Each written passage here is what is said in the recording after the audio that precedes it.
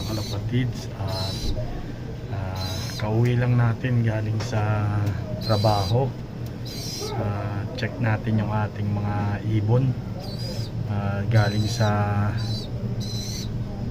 Gimba, Nueva Ecija. Kanina binitawan sa WPFC. Check natin sila. Yan yung isa nating nilaro at nag Santa Teresa Cagayan na yan, finisher last North Derby. Sa APR ko sinampa yan. Tapos ngayon ay ilalaro natin ng summer sa WPFC. Yan siya. Yan, ito naman yung isa. Nestmate niya yung nagkano natin, nagkagayan. Yan. Ayan na, lumipad siya. Ayan. Ayan yung pangalawa nating nilalaro. Isa sa nilalaro natin. Ayan. Ayan siya. Ayan, ito naman yung pangatlo. Pares niya yan. Yan. Pula. Dalawa silang off color. 6 yung nilalaro natin. Yan, pang tatlo yan. Ayan naman yung pang-apat. Ayan, blue bar. Late siya lagi nakaka-uwi. Siya yung late lagi umuwi kasi yung pag load natin ay hindi lagi. Kumbaga may patlang. Huling bitaw niya sa, hindi ako nagkakamali, Bulacan pa lang ata. Tapos ngayon sa Gimba na. Hindi ko na maalala kasi patlang-patlang tayo nag-load. Tinitesting natin kung talagang uuwi sila pag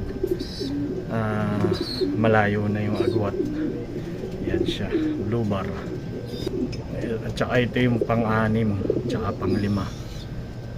Red bar din. Ayan. Tsaka checkered. Magpari sila. Itong red bar na to, na-load ko na siya ng 300 plus last North. Ang problema ko ay nagkabaliling. Pero na-recover siya. Ayan, naka-recover. Ayan, okay na naman siya. Sinampa natin sa Gimba, Nueva Ecija. Ayan yung blue bar. Checkered. Mag-nestmate. Tapos isa sila ng magkapatid sila. Ayan. Pero magkaibang kumbaga first clutch tong red bar, tapos yung checkered pang third clutch yata. Hindi ako nagkakamali. Yan sila. Ganda ng tindig ng red bar. Nagkabaliling yan. Pag uwi, hindi ko na siya nasampa ng derby kasi umiikot na talaga yung ulo. Ngayon napakaganda niya na uli at lalaban na uli siya. Ayan, mga kalapatids at magandang gabi. Ito yung paggagaling natin sa trabaho. Chine-check natin yung mga ipot ng ating ibon, tapos yung katawan kung bumagsak o kailangan natin siyang gamutin. Yan. Ayun yung ating routine paggabi pag wala tayong OT sa trabaho.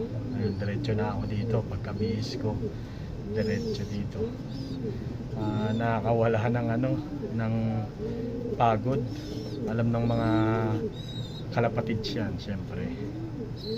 At maraming salamat sa inyong panonood. Sana wag kayong magsawang manood sa aking channel at paki-subscribe at paki-like at mag-iwan na rin kayo ng comment para meron tayong pag-usapan. Hindi man tayo champion, siguro loobin ng Diyos malapit na sa mga susunod na panahon, kung kalooban niya na mag-champion tayo. Maraming salamat. God bless you all. Bye bye.